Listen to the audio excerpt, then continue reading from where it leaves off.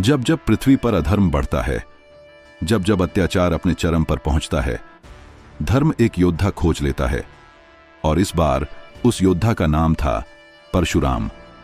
जमदग्नि अर्षि के आश्रम में जन्मे राम, लेकिन ये राम धनुष के नहीं, ये राम हैं पराशु के स्वामी, कठोर तप, अग्नि जैसे तेज और अटल व्रत वाले। समय ऐसा था कि पृथ्वी कांप उठी थी, क्योंकि एक ही नाम हर दिशा में दहशत था, सहस्रार्जुन हैहय वंश का राजा, दिग्विजयी, अजेय और अहंकार से भरा हुआ, जिसके बारे में कहा जाता था राजा नहीं तूफान है, जहां से गुजर जाए वहां विनाश की छाया पीछे छूट जाती है। एक दिन सहस्रार्जुन अपने सैनिकों के साथ शिकार पर निकला। दूर जंगल में बहती नर्मदा की धारा पर एक साधारण सा आश्रम दिखा, वही आश्रम जहां परशुराम के माता पिता तपस्या करते थे। वहां सहस्रार्जुन की नजर पड़ी एक अनमोल गाय पर, कामधेनु नंदिनी, जिससे आश्रम में भोजन, दान और यज्ञ की अन्न व्यवस्था होती थी। सहस्रार्जुन ने हंसते हुए कहा, यह गाय अब मेरी है, राजा जो चाहे ले सकता है। जमदग्नि ऋषि बोले, राजन, यह देवताओं की धरोहर है, इसे ले जाना अनर्थ होगा। लेकिन अहंकार सुनता नहीं। सैनिकों ने बलपूर्वक नंदिनी को खींचना शुरू कर दिया। गाय रोई, पृथ्वी कांपी और स्वर्ग तक यह चीख पहुंची। परशुराम उस समय जंगल से लौट रहे थे और दूर से देखा सहस्रार्जुन नंदिनी को ले जा रहा है। उस क्षण परशुराम की आंखों में पहली बार प्रलय जागा। लेकिन परशुराम उस समय अकेले थे। अकेले होकर भी राजा की सेना से भिड़ना धर्म नहीं था। वे पीछे हट गए, पर भीतर आग धधकने लगी। अभी लड़ाई बाकी थी, अभी प्रतिशोध बाकी था। कुछ दिनों बाद और बड़ा अनर्थ हुआ।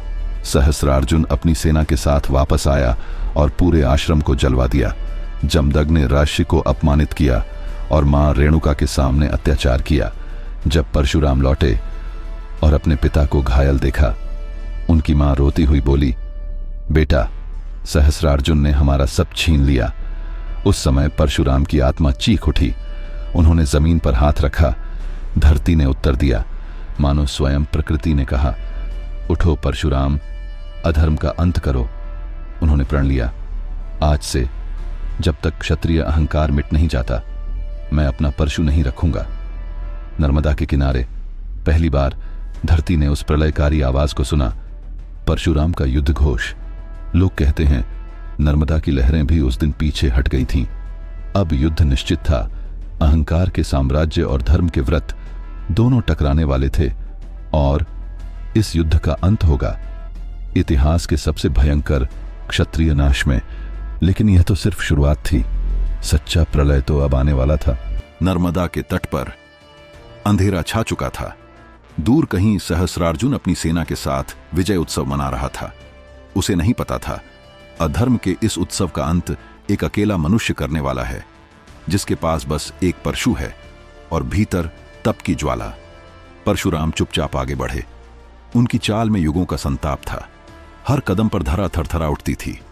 जब सहस्रार्जुन ने परशुराम को देखा, वो हंस पड़ा।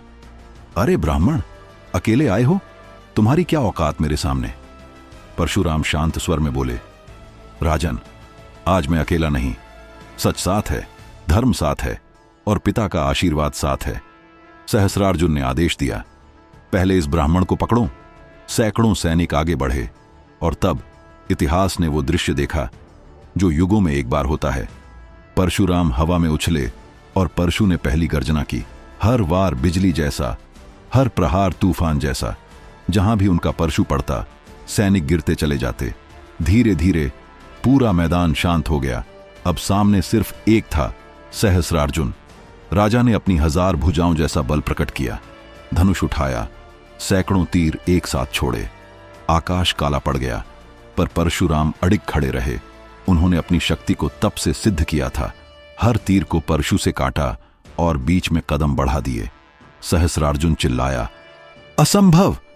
परशुराम बोले, अधर्म के लिए सब कुछ असंभव है। एक ही वार में परशुराम ने सहस्रार्जुन का अभिमान चूर कर दिया। राजा गिर पड़ा। उसकी आंखों में पहली बार भय था। मरते मरते सहस्रार्जुन ने पूछा, तुम कौन हो? परशुराम का उत्तर इतिहास बन गया, मैं वो हूं जिसे ईश्वर ने धर्म की रक्षा के लिए भेजा है। मैं राम हूं, परशु का धारक परशुराम। और उसी क्षण युद्ध समाप्त हो गया। लेकिन परशुराम का व्रत नहीं। उन्होंने प्रतिज्ञा की, जब तक क्षत्रिय अहंकार मिट नहीं जाता मैं विश्राम नहीं करूंगा। और यही कारण है कि परशुराम ने 21 बार पृथ्वी को क्षत्रिय अत्याचार से मुक्त किया। कहते हैं उस समय नर्मदा की धारा भी बदल गई थी। जंगल, पर्वत, दिशाएं सब गवाह बने उस महायुद्ध के, जिसे आज भी लोग परशुराम वर्सेस सहस्रार्जुन का प्रलय कहकर याद करते हैं। कहानी यहां समाप्त नहीं होती, क्योंकि जहां धर्म है वहां परशुराम का परशु अब भी जागता है। अगर इस कथा ने आपको छू लिया तो लाइक करें, कमेंट में जय परशुराम लिखें और द स्टोरी टेलर चैनल को सब्सक्राइब करें। कहानी और इतिहास के ऐसे दिव्य रहस्य रोज आपके लिए लाते हैं।